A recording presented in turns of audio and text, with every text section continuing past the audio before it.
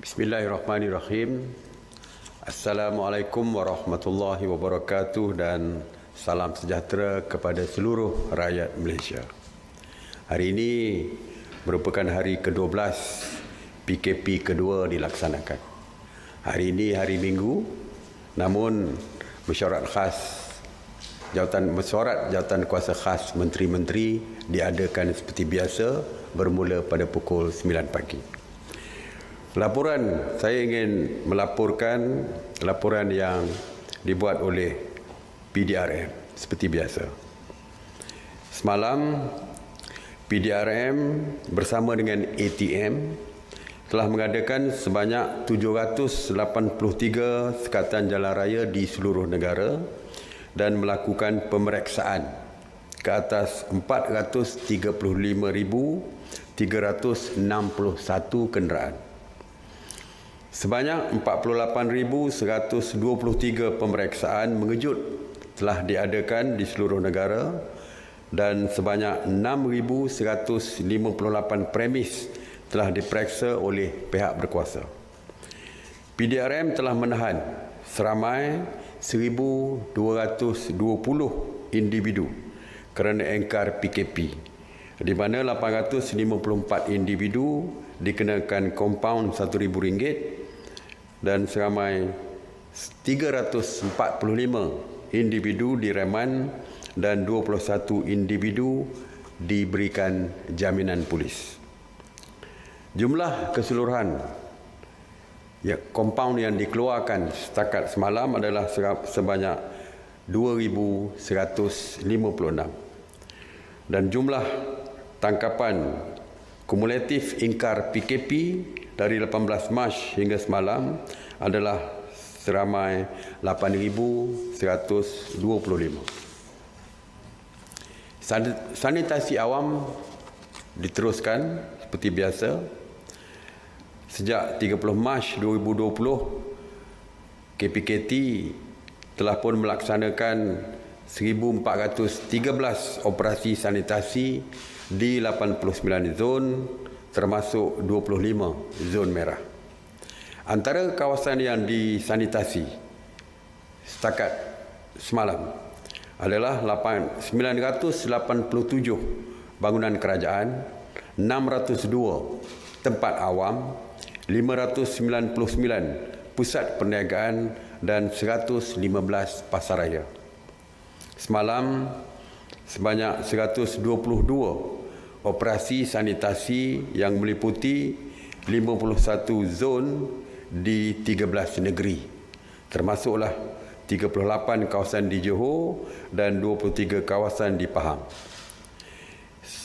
Ianya meliputi 103 bangunan kerajaan, 37 tempat awam, 71 pusat perniagaan dan 8 pasaraya yang telah pun disanitasi ataupun dinyah cemar.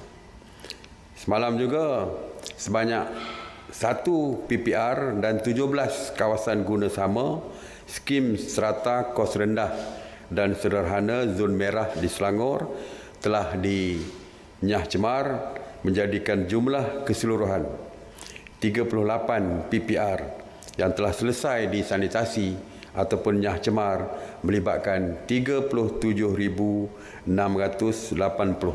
unit rumah.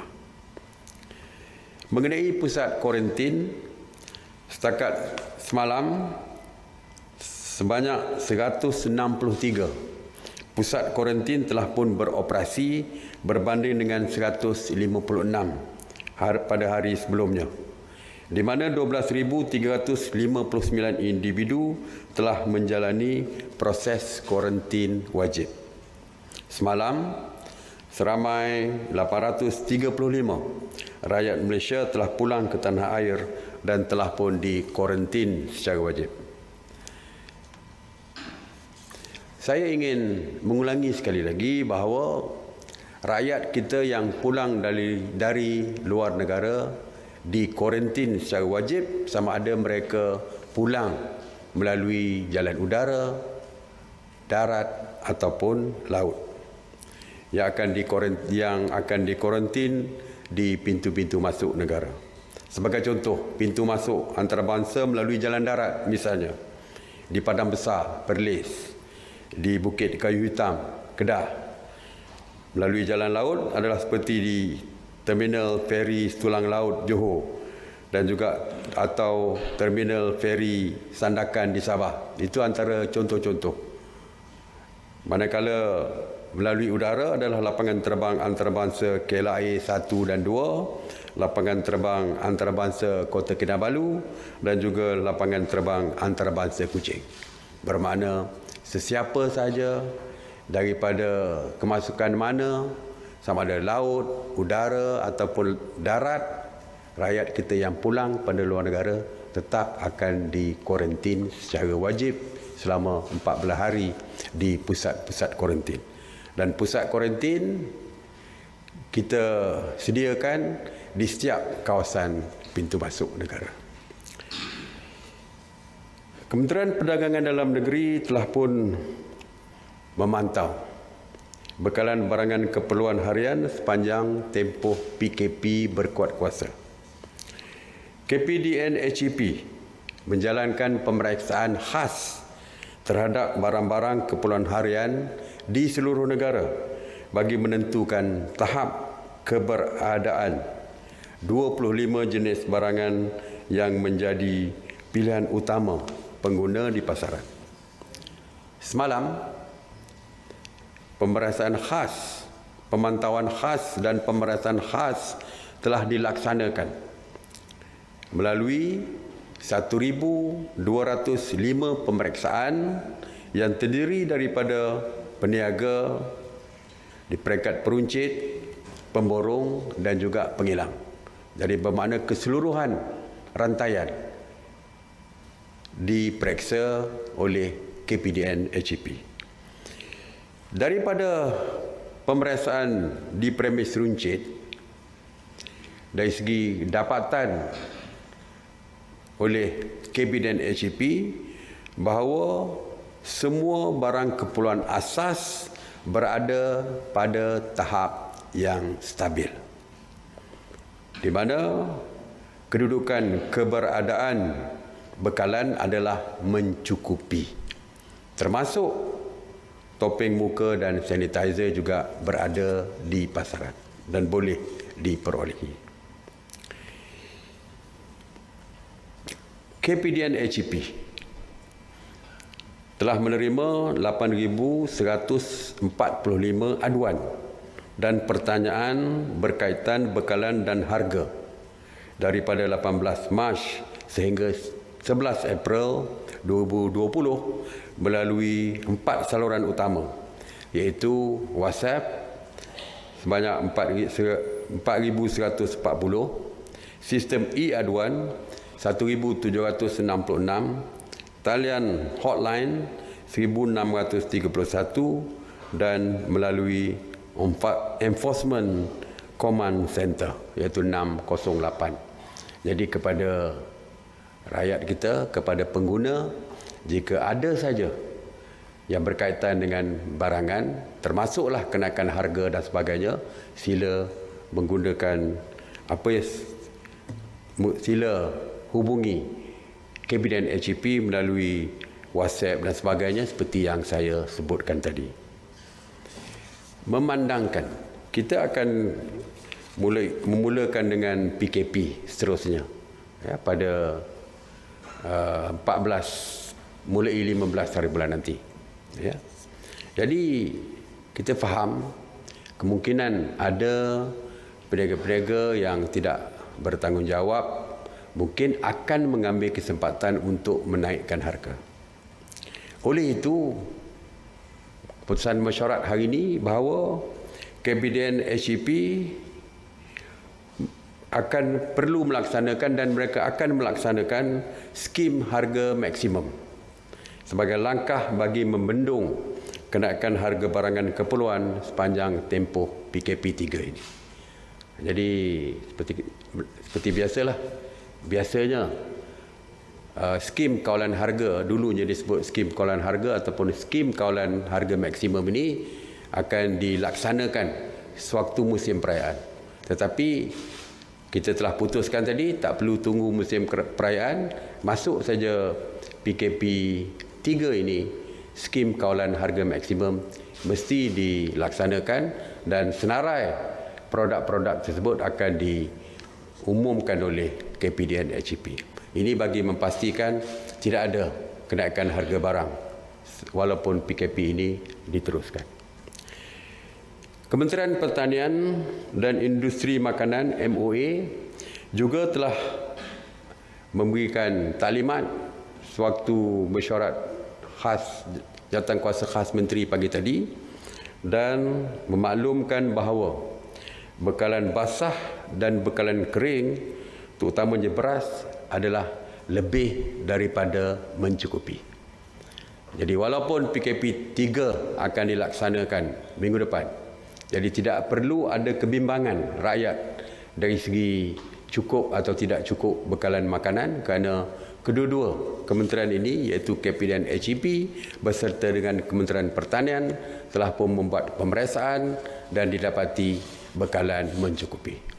Jadi jangan ada timbul pembelian panik dan sebagainya kerana telah pun saya jelaskan semuanya mencukupi. Kita juga mendengar ada aduan mengenai masalah di dalam rumah tangga dan sebagainya, dan ada juga kebimbangan mengenai kes-kes penderaan dan sebagainya dalam sewaktu COVID-19 ini ataupun sewaktu PKP ini.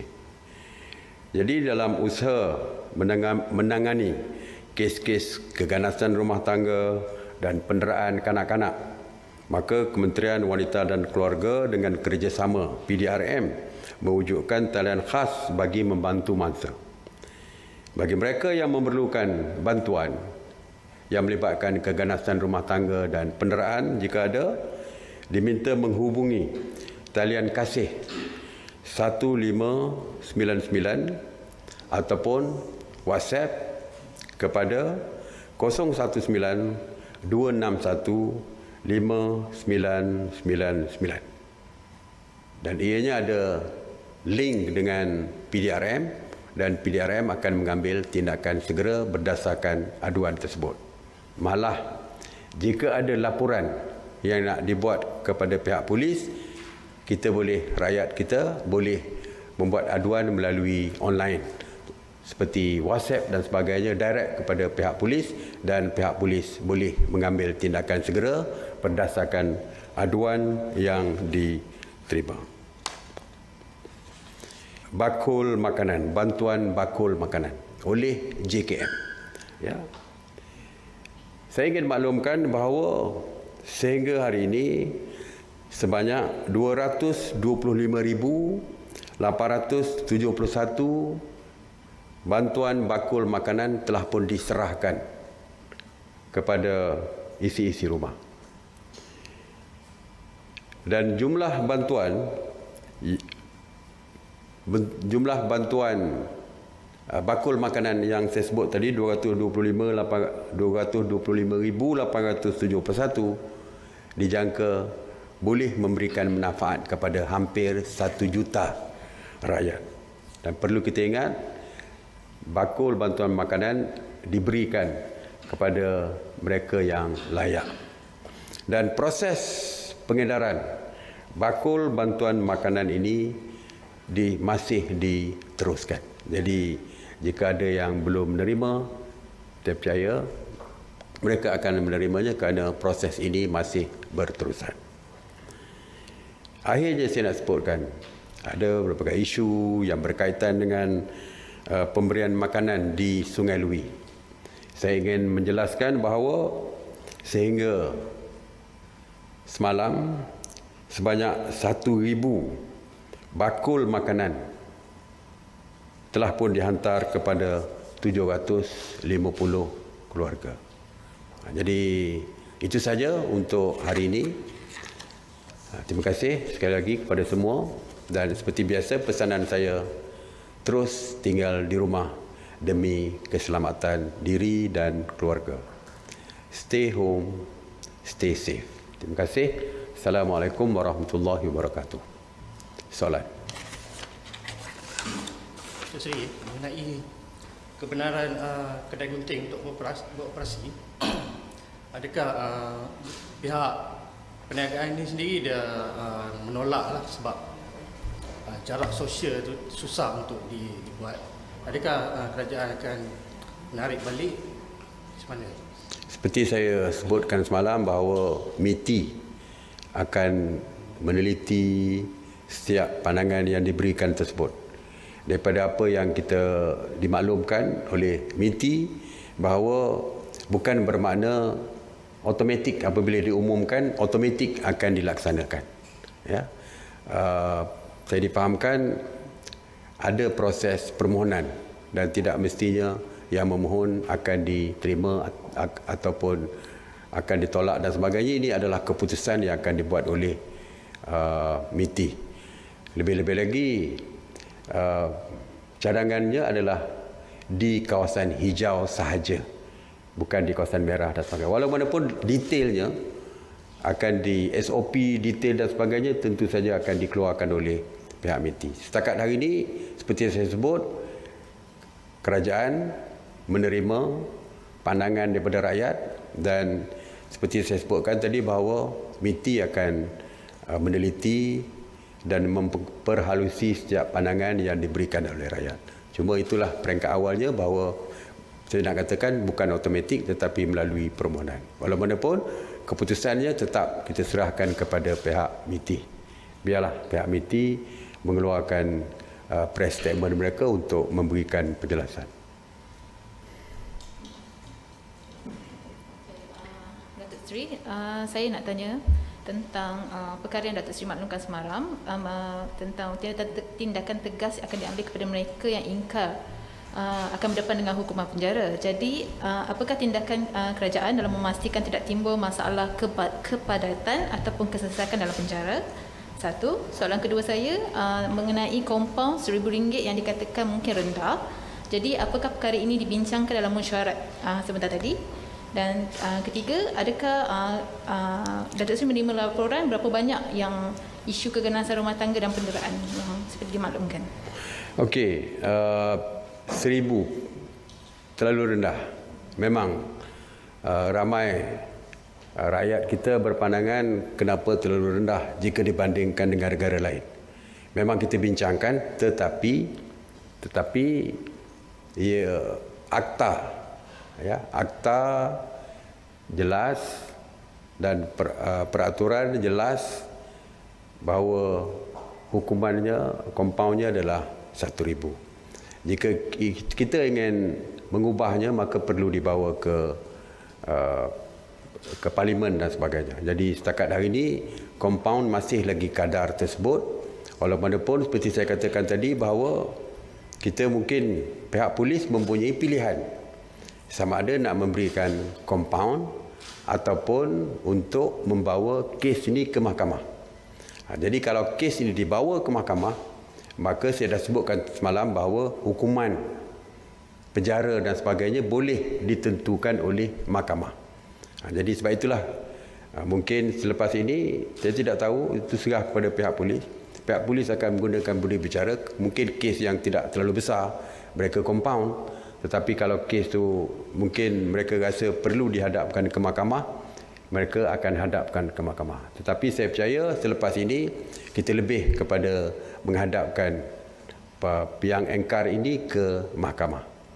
Tetapi saya sebutkan tadi bahawa beberapa kali bahawa kes yang terlibat bukan setakat engkar PKP, tetapi kes-kes di bawah kanun keseksaan, ya, seperti menghalang tugas penjawat awam dan berbagai-bagai lagi.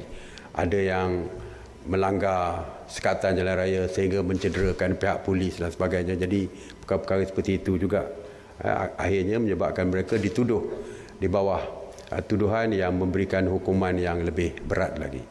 Dari segi soal di dalam penjara dan sebagainya, kita serahkan kepada pihak polis dengan pihak penjara untuk membincangkan sama ada dari segi penjarakan sosial dilaksanakan dan sebagainya. Kita serahkan kepada pihak polis dan penjara untuk membincangkan.